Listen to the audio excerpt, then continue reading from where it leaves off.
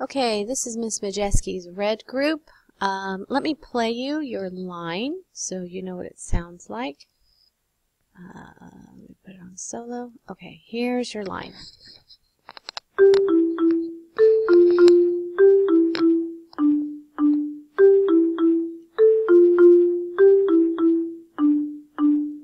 Okay, a very nice line, a very nice line. I like how it has the back and forth and everything, so very nicely done.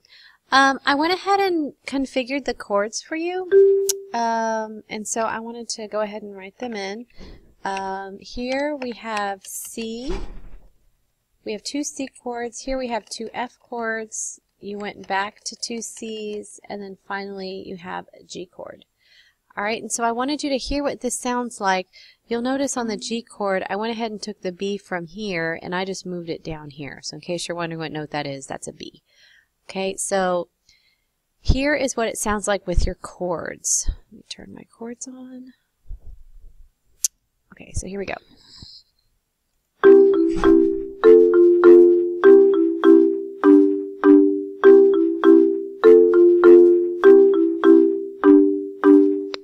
Again, a very nice line, and the chords sound really nice. I like this sequence. Okay, so now what I'm going to do is I'm going to show you how to start building your bass line. It's this line here. You're going to be building. You're going to start by using these chords here to kind of give you a guide onto what notes you should focus on. So for instance, here we have C, E, and G. So our first note in our bass line is going to want to be we're going to want to have it be either a C, E, or G. And since this is the beginning, I'm going to start off nice and simple. I'm just going to have C's. And just so you know, I'm going to make, what I want to do is make 8 tas to start off with. This is not going to be our final line though. But I want to start off with 8 tas, just 8 beats. And so our first two we're going to have on C. Our next two, we could just go ahead and just make it simple and just put the root of the chord where we'll just move these to F. So we have C, C, F, F. And then we can go back to C, why not? And then our last one, we're going to focus on G. Let's just go ahead and do the root of the chord. We'll just make these G's.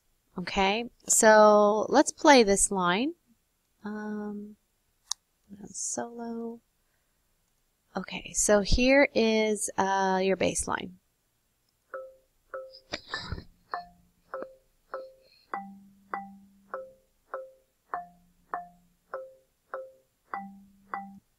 All in all, it's not bad. It is a little on the simple side because all you're doing is just playing ta, ta, ta, ta, ta, ta, ta, ta, which is what we pretty much study in kindergarten and first grade. What makes this a little bit of a higher level is because you're not staying on the same note. You're doing 2 notes here, 2 notes here, 2 notes here, and 2 notes here. But it is still not quite a fourth grade level line. What would make it a 4th grade level line is maybe if you, I don't know, maybe change one of these to a TT. Or maybe you can even, maybe you can do something like here, rather than just an F, F, maybe you can even do C, C, F, C, F, and then C, C, G, D, G, or something like that. But we could also make these a bump bump T. So we can do here, we can put a dot there, maybe just keep it on F. We'll change that to, change that to a dotted 8th note, and then make that a dotted one there. So you can do something like this. But for right now, I just want you to focus on building a bass line surrounding these chords. Oh, I forgot to play this for you. Let me show you what this sounds like with your current line. So I'm going to play this line and this line. Listen.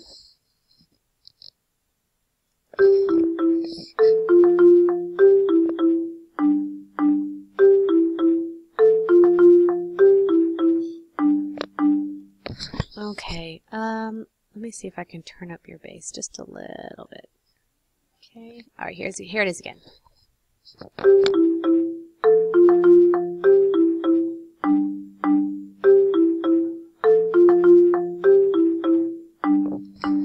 Okay, so that is your bass line. And again, this is still a little bit on the like 3rd grade level. You might want to change this to an E or put a G. Even though it's still part of the C chord, so you can use those different notes. Maybe put an A here somewhere. So you have a couple of options. All right, looking forward to what you create.